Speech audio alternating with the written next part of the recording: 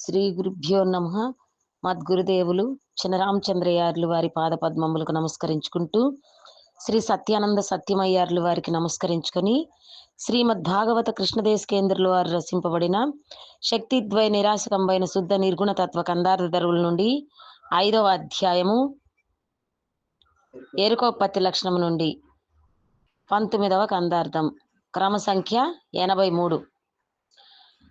అన్నపు సూక్ష్మాంశము మనసు ఎన్నగ నీరంబు ప్రాణమెరుగుము. ఈ రెండెన్నడు కలియవో నాడే సున్న సుమి ఎరుక మాట సుగుణ సంపన్న. కలసుటే ఎరుక సుమీంత కన్నా ఉన్నదెరుక మూలమన్నది వినలేదు. ఎన్నాడు ఈ భ్రాంతి నిన్నంట నివ్వాకు సుగుణ సంపన్న. కలసుటే ఎరుక సుమీంత కన్నా. శ్రీ గురుభ్యో నమః. ఆత్మానాత్మరకితం అచల పూర్ణోపదేశికం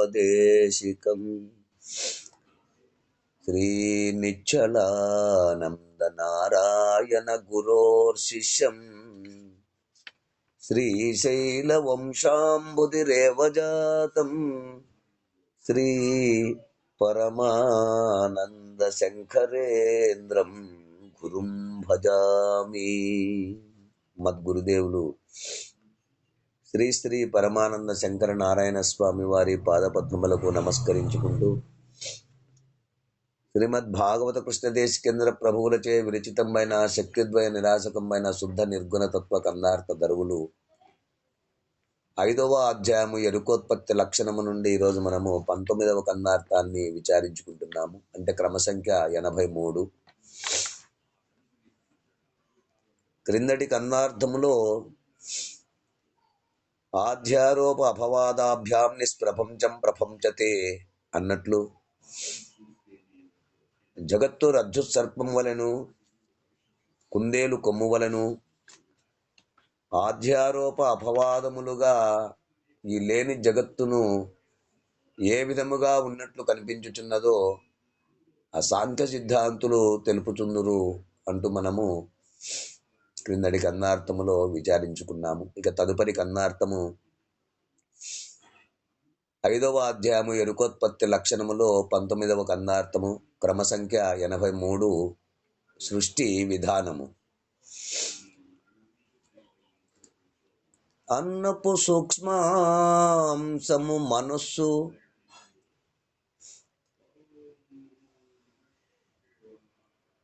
ఎన్నగ నీరంబు ప్రాణమెరుగుము. ఈ రెండెన్నడు కలయవో నాడే సున్న సుమీ ఎరుక మాట సుగుణ సంపన్న. కలసుటే ఎరుక సుమి ఇంతకన్నా ఉన్నాదెరుకకు మూలమన్నాది వినలేదు. ఎన్నాడు ఈ భ్రాంతి నిన్నంట నివ్వకు సుగుణ సంపన్న. కలసుటే ఎరుక సుమి ఇంత కన్నా.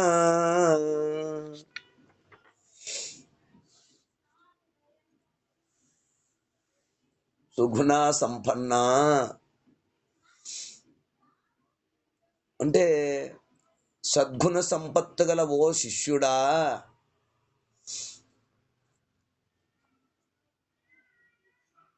త్రిహుత్కరణే ప్రకారము అంటే శిష్యుణ్ణి ఆ విధంగా సంబోధిస్తున్నాడు గురుదేవుడు. సుగుణ సంపన్న అంటే సద్గుణ సంపత్తి గల ఓ శిష్యుడా.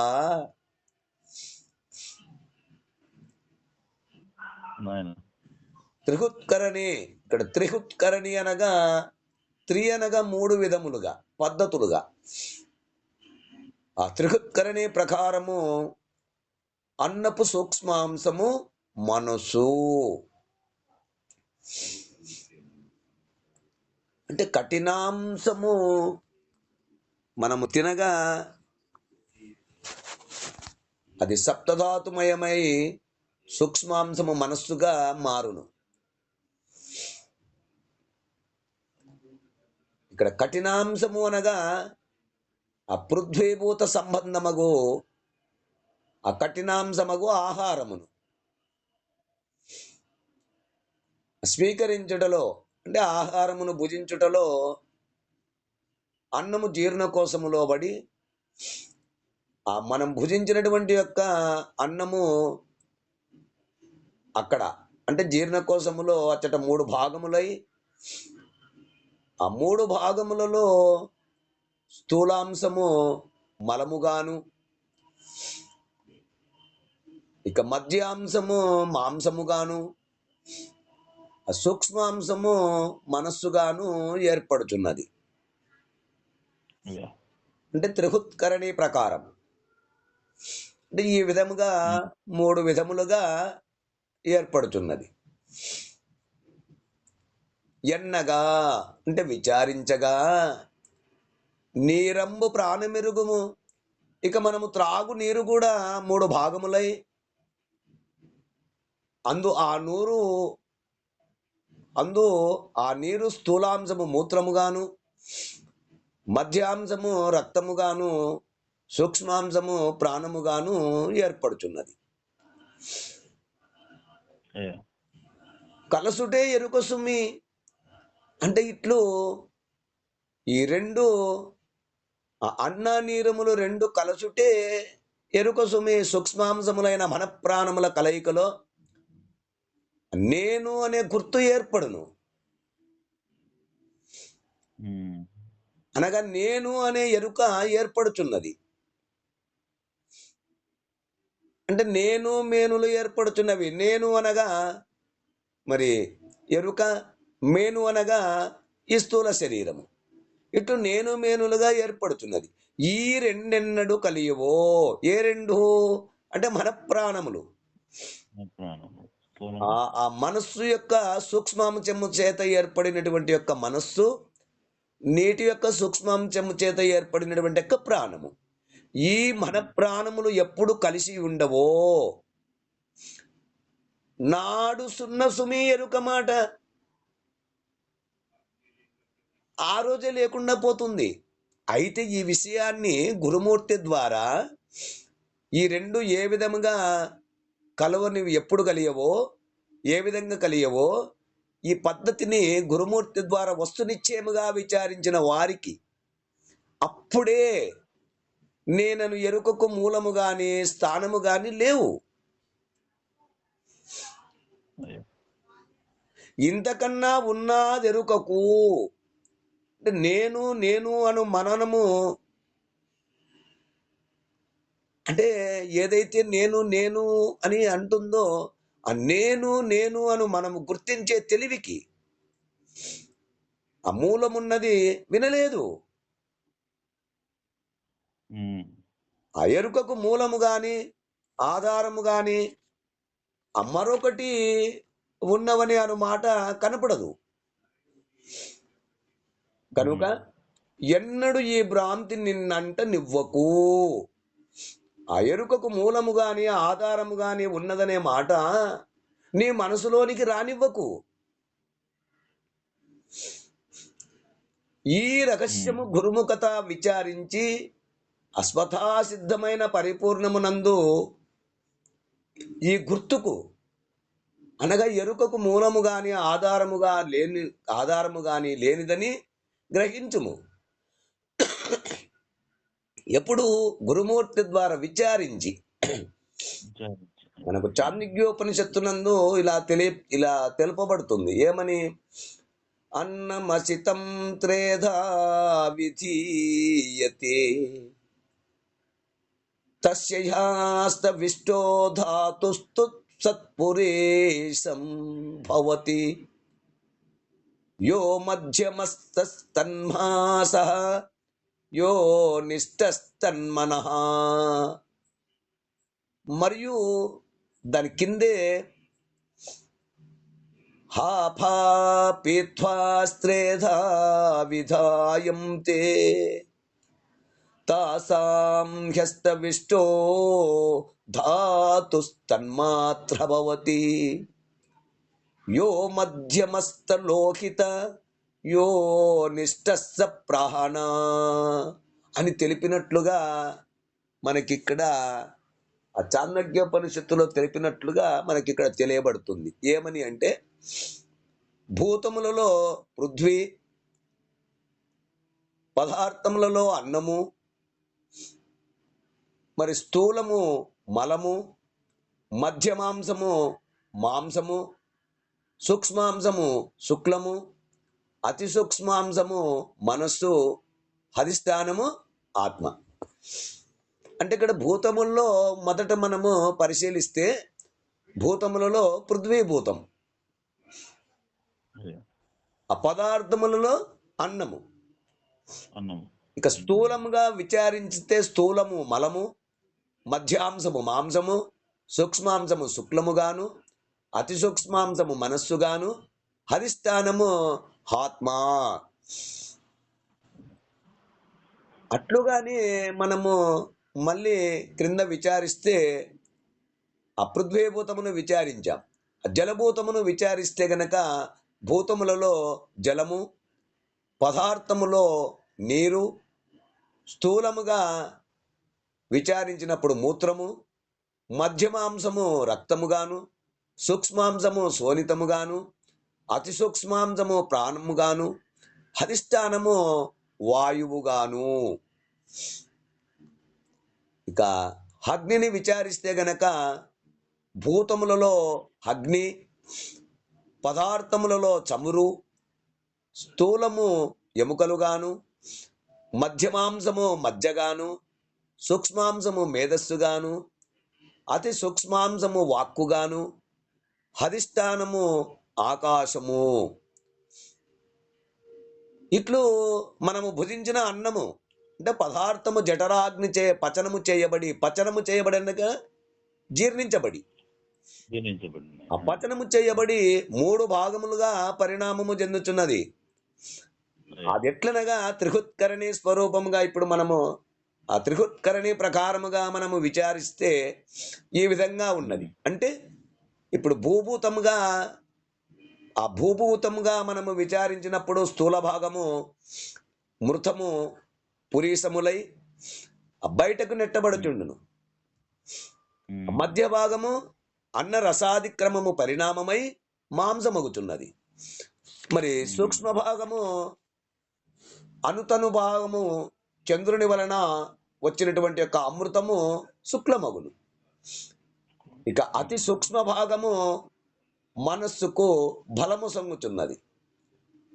దీనికి అధిష్టానము ఆత్మ అని తెలియబడుతుంది. ఇకపోతే రెండవ భూతము జలభూతము మనము త్రాగిన నీరు తద్విధంగానే శరీరమందు చేరి ఆ నీరు కూడా 3 భాగములుగా మారుచున్నదనమాట. అంటే జలము ఆ స్థూల భాగము అయి ఆ మూత్రము బయటకు నెట్టివేయబడుచున్నది. ఆ మూత్రము గాను లేక చెమటగాను కూడా మనం తాగినటువంటి యొక్క నీరు స్థూల భాగము, ఆ మూత్రము గాను లేక చెమట రూపముగాను బయటకు నెట్టివేయబడుతున్నది. ఇక నీటి యొక్క మధ్య భాగము రక్తముగా మారుచున్నది. ఇక నీటి యొక్క సూక్ష్మ భాగము శోణితముగా పరిణమించుచున్నది. ఇక సూక్ష్మతమ భాగము ప్రాణరూపముగా మారుచున్నది. ఇక అధిష్టానము వాయువు. అట్లనే మనం అగ్నిని విచారిస్తే గనక మనము భుజించిన తైల ఘృతాదులు త్రివిధములుగా అట్లునిగా మారుతున్నాయి. మనము భుజించినటువంటి యొక్క పదార్థములు ఏ విధముగా అయితే మనకు 3 భాగములుగా విభజింపబడుతున్నాయో అట్లు అగ్నిని కూడా విచారిస్తే గనక స్థూల భాగము మనం తిన్నటువంటి యొక్క పదార్థమును, అన్నమును, నీటిని రెండింటిని కలిపి అగ్ని స్థూల భాగముగా ఎముకలుగా పరిణమించి ఎముకలకు బలమును సొంగుచున్నది. ఇక అగ్ని మధ్య భాగము మజ్జగా మారుచున్నది. అగ్ని యొక్క సూక్ష్మ భాగము మేధస్సునకు సత్తాబలమును సొంగుచున్నది. ఇట్లు అతి సూక్ష్మ భాగము వాక్కు రూపములో ఆ వాక్కునకు సత్తా వసంగుచున్నది. ఇట్లు దీనికి అధిష్టానము ఆకాశం. అంటే ఈ విధముగా మనము గురుమూర్తి ద్వారా విచారించినప్పుడు మనం భుజించినటువంటి యొక్క అన్నం యొక్క సూక్ష్మాతి సూక్ష్మమైనటువంటి యొక్క మనస్సు, నీరు యొక్క సూక్ష్మాతి సూక్ష్మమైన భాగముకు ప్రాణము అనగా మన ప్రాణముల చేరికకే ఎరుక అని పేరు. ఇవి రెండెన్నడు కలియవో నాడే సున్నసుమి ఎరుక మాట అన్నారు. అంటే ఇందులో సుషుప్తిలో మన ప్రాణముల కెడబాటు కలుగుతున్నది అని తెలియచేస్తూ ఉంటారు కొందరు. అయితే ఆ సుషుప్తిలో మన ప్రాణముల కెడబాటు కలుగుతున్నది, కానీ అది తాత్కాలికమే గనక అక్కడ ఎరుక మార్పు రూపము చెంది తిరిగి మళ్ళీ ఎరుక రూపము కలిగి వర్తిస్తున్నది. ఇంకా కొందరు మరణమందు కూడా వియోగము చెందుతున్నది, అక్కడ విడిపోతున్నది. మనస్సు ప్రాణములు మన ప్రాణములు విడిపోతున్నాయి, వియోగము చెందుతున్నాయి. ఆ మరణమందు కూడా వియోగము తాత్కాలికమే అన్నారు. ఇకపోతే అజాగ్రత్త స్వప్నములు ఎరుకకు వ్యవహార రూపమునకు నిర్ణయించి సుసుప్తిని మరణమునకు పోల్చి తిరిగి ఎరుక కలిగి జన్మిస్తుంది కనుక తాత్కాలిక వియోగము పొంది మళ్ళీ జనన మరణములు తప్పవని బోధించినారు. అయితే దీనికే శ్రీమద్ భాగవత కృష్ణదేశికేంద్ర ప్రభువుల వారు మన ప్రాణములకెన్నడు శాశ్వత వియోగము జరుగునో నాడే ఎరుక లేకపోతుంది అని సెలవిచ్చారు. కృష్ణదేశికేంద్రుడు చూడు ఏం చెప్పారు మనకు శ్రీమద్ భాగవత కృష్ణదేశికేంద్ర ప్రభువులు మన ప్రాణములకెన్నడు శాశ్వత వియోగము జరుగును నాడు ఎరుకపో లేకపోతుంది అని సెలవిచ్చారు. అయితే ఇందులో వ్యష్టి సమిష్టులుగానున్న ప్రాణము అమృత స్వరూపము గనక మనసును లేకుండా చెయ్యాలి.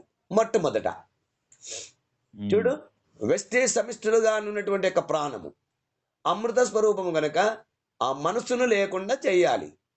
ఇక మనస్సు లేకుండా చేయడం అంటే అది సాధ్యమయ్యే పని కాదు.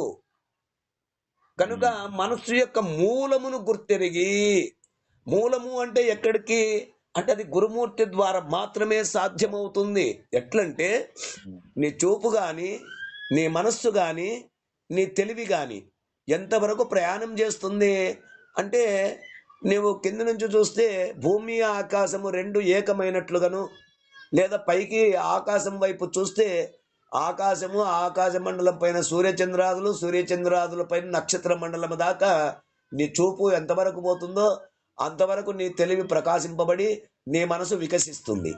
కానీ అంతవరకు నీకు ఎక్కడి వరకైతే చూపు, మనస్సు, తెలివి ఈ మూడు మరి ప్రకాశింపబడుతున్నాయో అక్కడి దాకా కూడా ఎరుక స్వరూపమే.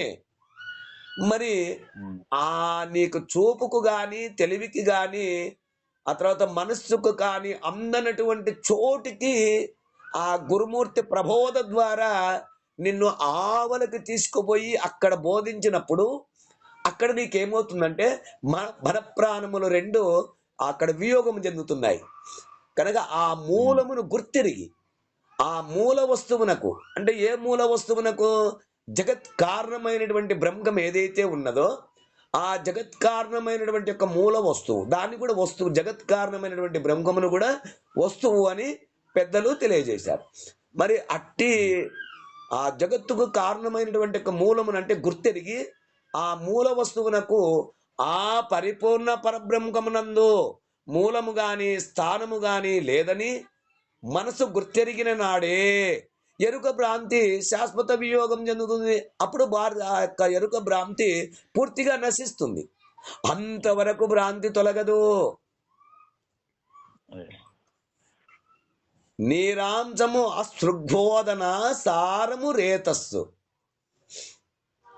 రెండు సమ్మిశ్రంబే దారుని తనువై నిలుచును నారీనర సంగమమున నయగుణరత్న అన్నారు.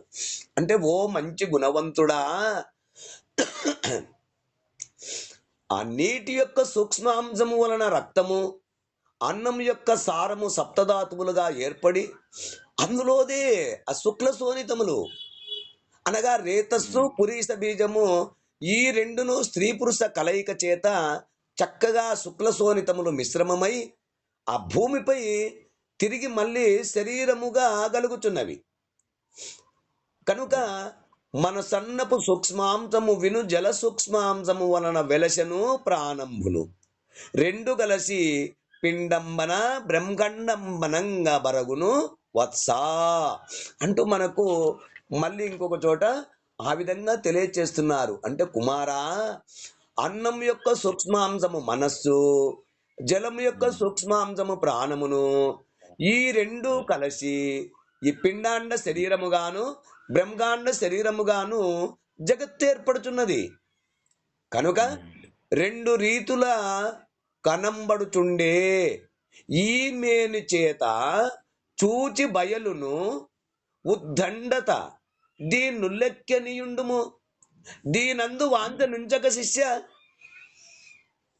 ఈ విధముగా రెండు విధములుగా కనిపించే ఈ గుర్తెరిగే శరీరము చేతనే శాశ్వతమైన పరిపూర్ణమున్నదని గురుమూర్తి ద్వారా విచారణ చేసి శాశ్వతమైనది పరిపూర్ణమే అని దృఢముగా ఉన్నదని చూచి దృఢమైన నమ్మకము కలిగి ఆ చూచిన శరీరమును లేనిదని ఏ గుర్తెరిగే శరీరము చేతనైతే నీవు చూసి శాశ్వతమైనది పరిపూర్ణమేని తెలుసుకుంటున్నావో ఆ తెలిసిన తెలివిని కూడా లేనిదని తెలిసి దాని యందు కోరిక లేక అది బ్రహ్మము కాదు మాయై అనే దృఢముగా నీవు ఆ గురుమూర్తి ద్వారా విచారణ చేసి భావించుమన్నాడు.